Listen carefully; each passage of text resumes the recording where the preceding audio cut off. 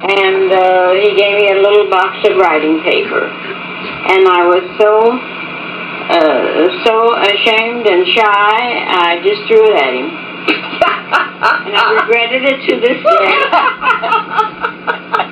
Oh, we had fun there. Do you know that while we were there at that little church, that Margaret was baptized there, and Margaret and Winston and David were all baptized there, and we carried the water over in a pitcher and poured it in a bowl that Mama had taken. You didn't even have holy water, did you? Well, he blessed the water. Took care of that. Oh, I tell you. As one man that was very, very important in Kirksville said, "Sam, why do you let your children go down there to church?" He said they should come up to the Presbyterian Church of town where all the important people is. And Papa said, "Well, my children are important. Maybe they'll all come there." And he was a very fine fellow. When we were there, where I joined church? No. You joined church here. Oh, I don't know, but she'd have been 12. She could have joined church there. I think I joined church there on the Easter. I wouldn't doubt it, because I did too. Maybe you did at the same time. Is that when Mama made those pretty poplin coats? You had a blue one and I had a tan one. Don't you remember those pretty poplin coats Mama made? And that was that time. I bet it is. I don't remember us both joining at the same time. Well, I'm sure we did. Yes, I'm sure we must have. Well, it's a big church uptown. Yes, it's a big Presbyterian church uptown. But we joined the uptown church, and then you went over to the little... For Sunday school and church, yes. And we led the singing, and we led almost everything else, didn't we? Probably. We had a pretty good time of it. When Edith and I went back that year, we went into the church, and they were doing some replastering down in the basement, working over the basement and the upstairs. And it had this man's name on the front, and that was the name of the church. McLaughlin. That's right. It was McLaughlin Church or or something. Mission Church. Yeah. And we've got some pictures of it. Yes. Oh, I think that's nice. Oh, how I'd like to go back to Kirksville. All right, you ready? Let's go tomorrow. Okay. Good deal. But I got dates with my doctor next week. Oh. We'll be back. Then what did we do after that? Well, Papa just didn't like some things that were happening in the shoe factory at that time. So he wrote to St. Louis, and he went back to St. Louis. All right, do you remember what happened in St. Louis?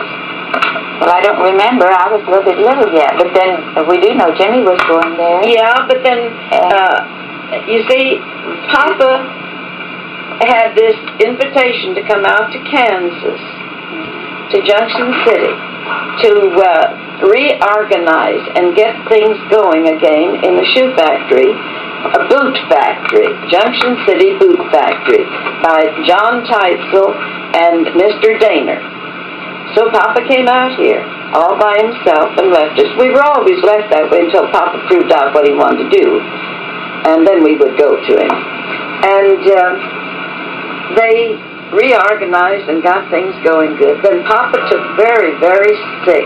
He was living at the Central Hotel here, and he took very, very sick. And he wasn't able to come when Jim was born.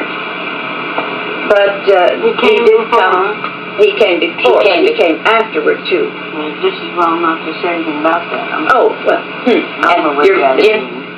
You know, Jimmy's got a card that Papa wrote to him on his birthday. Yeah, I don't know whether I got one too. Did you? Well, he says to my little fat girl. Well, Jim's got quite a lot of. No, it's got a boat on the Mississippi River, and it says, "This is the boat that my little fat girl will be coming to me." To Memphis. Yeah, that was for that one. Well, anyway, Papa came back, and then we decided that he came back in November, the last part of November, and we were to come to him in December. So it was, I think, the 30th of September or the 27th, one of those two dates. I know we were in St. Louis for Christmas, but we went on to visiting with Uncle Henry and Aunt Florence for a day and a night, and then he took us down by taxi cab to the railroad station there in St. Louis. And then we came on to Junction City on O. Henry. And all of us felt so bad that we had to leave Grandma Shea. But Grandma Shea was sick with pneumonia, and very sick, and she was at Aunt Hattie's. And we promised her that when she got well in the spring, that we would come and get her. But Grandma she died never did come. in April. She died in April, and never got to come. But then when we got to Junction City, what about Junction City? Well, here we are. We're right back where we started. Mama's through having babies, though. Mama was a small person. Do you remember I remember when we were in Junction City. She wasn't very big. No. Mom grew after that. Must have been the Kansas corn. Oh, no. Mama weighed somewhere around 125 to 130. She was a small. She never did get real well after Jimmy's birth. Mm-hmm. But until after she started gaining, but she was small. Of course, as I remember Mama, most of the time she was a larger person. Mm-hmm. But, well, she was always having babies, honey. Well, I didn't know her when she was having babies, dear. No. But, I mean, in later years, Mama, when we went to Wichita, she was a heavier person. Well, there's one thing I never want to forget, and that was that we had the two grandmothers with us most always. And the one grandmother, Shea, did the plain sewing. Grandmother Lyon did the fancy sewing. And Mother had the babies, and she usually had help at the time that she had babies. You remember in Kirksville, Edith, we had Irene Hopkins. She was, if she had to, she'd stay overnight with us. And Hopkins had the grocery store, don't you know, not far from, right across from the shoe factory there. We saw that store, too. Yes. We saw the store there. I think that woman used to have a flag out. I think that... Now you're thinking of the woman here in Junction City, Mrs. Howell, that had the flag. You mean a flag out in front, and then she had a blanket she'd hang up on Decoration Day with an eagle. I've got the flag. I've got the picture of it. So, because it didn't seem to be just right. But there was a store there close on Junction and Kirksville. That was the Hopkins store. And across the street was the Calhoun store. That was Lottie Calhoun's father's store. Now then, what do we want? When we came to Junction, you go and run it off and see. There you go. You're ready. It is ready. Yeah, that kind of a voice, And when I was at their house, maybe you were there too, but anyway, Edward, that was the boy, and the boy was about, maybe he was 10, something like that at that time.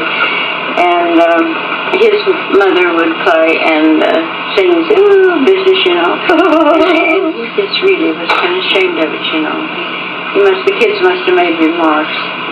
And he would just be so exasperated when she'd say.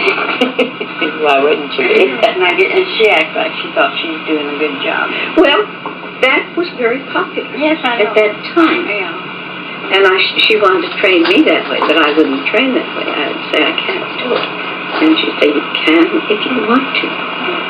Don't you remember the same time that we were there that time? One of our cousins from way out east was flying an airplane on shows, don't you know, and he was there in St. Louis, and Uncle Henry wanted to take us both, but he didn't take you for some reason, but he did take me, and went out there and saw this cousin fly this airplane and everything. That was that same Sunday that you're talking about. Tommy Bellows. I don't think he ever flew an airplane. Oh, no. This was away out in Virginia. The name will come to me, or else it's in the book. It's one of our cousins, and he looked us up, looked Uncle Henry up. We lived up in Kirksville, but we had gone down to St. Louis to visit, don't you know? Yeah, well, one time. Prior. One time when we were visiting Uncle Henry's I had awful bad sore throat. Yes, you did. And all the relations were taking turns swabbing it. When we got to the Rudolphs. You got Rudolph's and Henry's. Yes, everybody took a chance at you. While we were living on Penrose in St. Louis, the street where Edith talked about it being a hill and us going down on a sled, we always went to the church that was nearest to us. Mother never minded just as long as we went to the church. And here was a church down at the corner of Newstead and Penrose that was just had the basement finished, and it had quite a nice congregation and everything. And I sang in the children's choir. I wasn't so very old. Let's see, how old would I be? Anyway, about 11 or 12. And Mama, or this woman that was to sing the Holy City for a Christmas program, took sick, couldn't sing. So once someone asked me if I couldn't sing the Holy City, I said, oh, sure. Now, I never had done it, but then I always was sure I could do anything I wanted to. So Aunt Florence Lyon, Uncle Henry's wife, coached me on the Holy City until I had it perfect. I could sing it without missing a word anyway. And I sang the Holy City for the regular church services, and then again at the Christmas night program. And they gave me $1 for it, and that's the first money I ever received for singing. There it goes. When we were living on Oregon Street in St. Louis, we had such a big backyard, and we had a lovely front yard. And it was all the go at that time to have these Chinese lanterns. They were made of paper and had fancy colors on them. And the men would string up a rope over the front yard and hang these lanterns. Yeah, help me. And they put candles in them and light them. Candles? Yeah, candles. Did they catch fire? No, they didn't catch fire. You carefully did things in those days. Okay. And then there was a big canvas. A construction company loaned us the canvas, it seemed, or one of the men worked there. Anyway, we kids would have the great time in the afternoon of dripping candle juice all over this big canvas, then scooting across it until we got good and slick. And then the evening would come. One man would play violin, one man played guitar, and of course our father always played the guitar, but he allowed others to play it too so he could dance with the ladies, because my father and my mother could win the first place on waltzing anytime they waltzed. And it was a great lot of fun. Time after time we had these parties. And now then, Now, Lucille and Edith, tell me about the time when was it on one of the Clipchamp or something place there. Le Bomb. Well, I want to call it Clipchamp, you don't mind. Le Bomb. Okay, Le Bomb. When they had the horses, you were telling about the horses that were close there. No, and they had a fire, didn't they? No, that was on Oregon. Well, wherever. And they had the fire of the horses. I remember the folks telling me about that. Why don't you tell me about it again? Is it going? Yes, dear. Well, isn't that nice? Well, don't you remember that, Edith? It was such a big, beautiful building, and it took up, I would say about 75 to 100 foot on the front part of the street and clear back to the alley. Now, there were no windows on our side, just beautiful red brick. And on the other side there were windows, and of course it was two-story. Some of the men slept upstairs and lived upstairs, and the horses were very fancy horses that were used to draw very fine carriages. And one night we heard the most awful screaming. Oh, it was terrible. And Papa jumped up and called us all to come. Here was this place burning. And I can remember watching Papa help